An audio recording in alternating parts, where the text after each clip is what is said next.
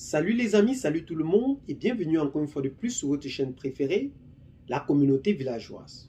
Aujourd'hui, nous allons encore faire un petit tour du côté de l'Afrique de l'Ouest, plus précisément sur les terres maliennes cette fois, pour vous présenter la souveraineté nationale du Mali retrouvée par le président de la transition, le général Assimi Goïta. Le général Assimi Goïta, dans sa bataille pour donner la réelle indépendance au peuple malien, et aujourd'hui qui a contaminé ses voisins, le Mali, le Niger, pour s'étendre sur la scène nationale, plus précisément en Afrique, vient encore une fois de plus de sortir un autre joker dont personne ne s'entendait. Il s'agit bel et bien de l'or malien.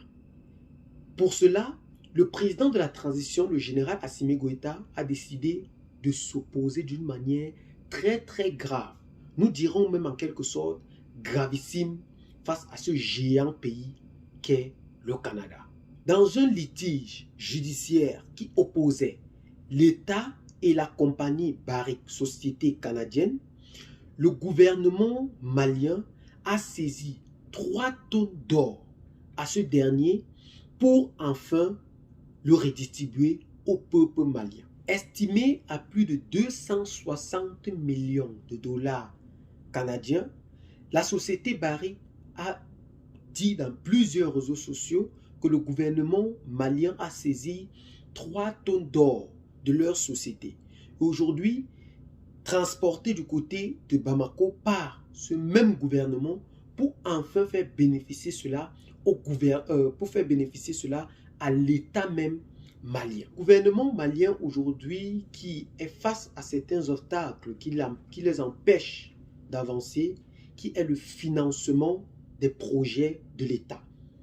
Pour cela, le gouvernement s'est retourné vers les sociétés étrangères comme Barrick en quelque sorte ou plusieurs sociétés minières pour leur mettre la pression enfin bel et bien de verser des revenus dus à l'État pour rompre efficacement avec cette tromperie qui avait lieu dans l'ancien système malien. Aujourd'hui, le gouvernement est plus que décidé à faire bénéficier les ressources minières maliennes à tous les Maliens et Maliennes. N'oublions pas de ce fait qu'en décembre dernier, le gouvernement malien avait lancé une poursuite judiciaire contre le directeur général de la société Barrick pour blanchiment d'argent.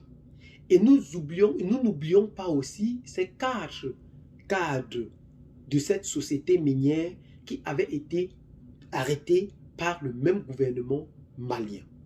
Aujourd'hui, ils ont donc décidé de passer à l'attaque. Pour résoudre ce problème, l'entreprise Barrick a décidé de verser une somme de 535 millions de dollars au gouvernement malien pour résoudre cette affaire.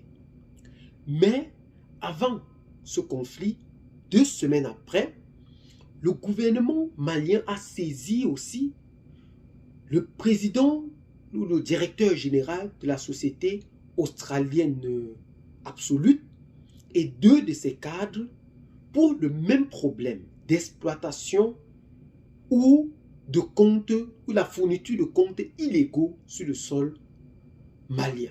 Mais cette même société a promis de verser une somme de 115 millions de dollars qui a déjà été fait et a encore promis de verser l'autre 115 millions dans le mois à venir pour fermer ou pour mettre clos cette affaire entre le gouvernement et cette société australienne Absolute minière. La situation du côté de l'exploitation minière entre le Mali et ses organismes étrangers prend bel et bien une autre tournure.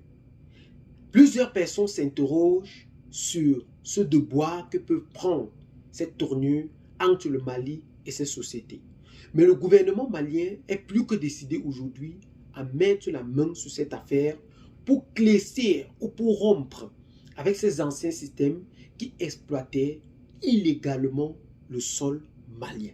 Aujourd'hui, il a décidé que ces sociétés doivent payer en cash. Le peuple malien est plus que décidé aujourd'hui à soutenir le président de la transition, le colonel Assimi Goïta, pour sa bravoure et son courage, qu'il ne cesse encore une fois d'entreprendre matin et soir pour sortir ce pays de ce bourbier que tout le monde connaît aujourd'hui.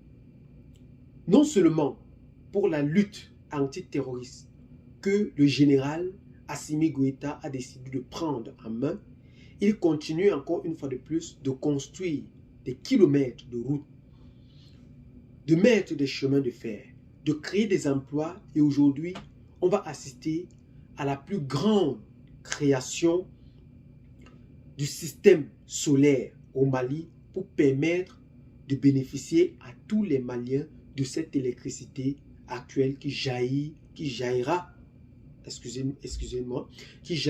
sur le sol malien.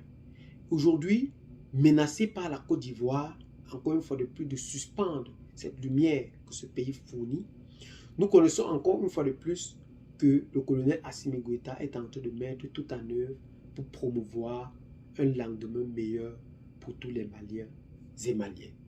Dans l'espoir de redorer le blason, nous ne pouvons que féliciter ce dernier pour ce courage et cette bravoure qui ne cesse d'entreprendre pour le peuple malien. Et bien les amis, qu'est-ce que vous en pensez donc particulièrement face à ces situations très bouillantes et vit aujourd'hui l'Afrique de l'Ouest? Laissez donc massivement vos commentaires, abonnez-vous à la chaîne si ce n'est pas encore fait, partagez la vidéo avec les amis si vous l'avez trouvé intéressant et à très bientôt pour de nouvelles vidéos. Ciao, bye bye.